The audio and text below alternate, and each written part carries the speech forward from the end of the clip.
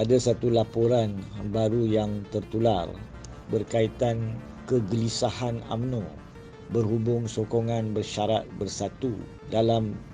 pencalonan Ismail Sabri Yaakob naib Presiden UMNO sebagai calon Perdana Menteri kepada baginda tuanku Yang di-Pertuan Agong oleh Perikatan Nasional seramai 50 orang ahli parlimen. Saya percaya UMNO di sini telah menyatakan dengan jelas mereka gelisah dan pandang serius kenyataan sokongan bersyarat itu, dan mereka juga khawatir bahawa perkara itu mungkin akan menyebabkan bahawa tiada jaminan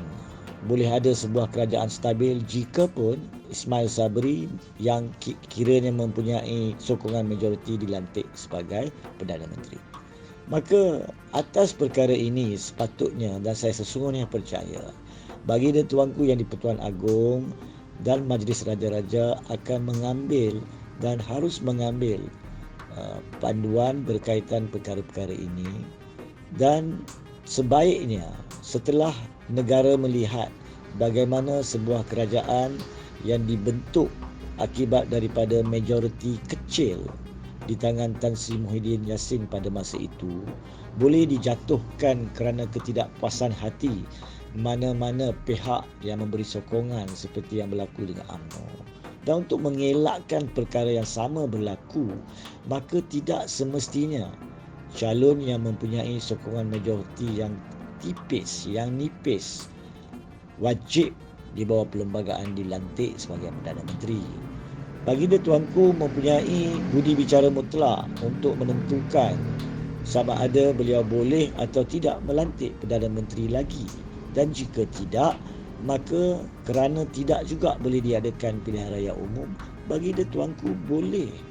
mengisytiharkan darurat politik di atas permasalahan ini, kerana kesemua 220 orang ahli parlimen tidak boleh bersatu hati berkaitan isu pokok pelantikan Perdana Menteri, dan jika dibentuk kerajaan berkaitan sokongan yang kukuh dan meletakkan kuasa eksekutif urus tadbir negara kepada suatu badan yang dipilih oleh baginda tuanku untuk menasihati baginda tuanku. Dengan cara itu, negara kita boleh diletakkan dalam satu pentadbiran yang kukuh yang boleh fokus kepada masalah utama negara berkaitan dengan kelangsungan ekonomi, sara hidup, masalah tekanan diri, sosial dan sebagainya yang berlanjutan daripada pandemik COVID-19 ini, supaya perkara-perkara lain yang bergolak di arena politik tidak mengganggu tadbir urus negara.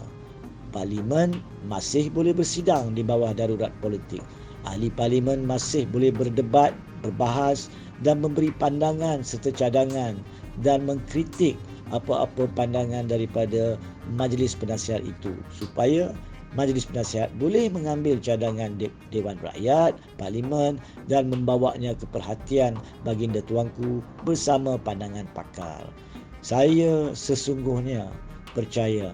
itu adalah jalan terbaik dalam keadaan kemelut politik yang kita ada, yang mengganggu fokus mana-mana tadbir urus negara kepada masalah sebenar kesejahteraan rakyat dan negara.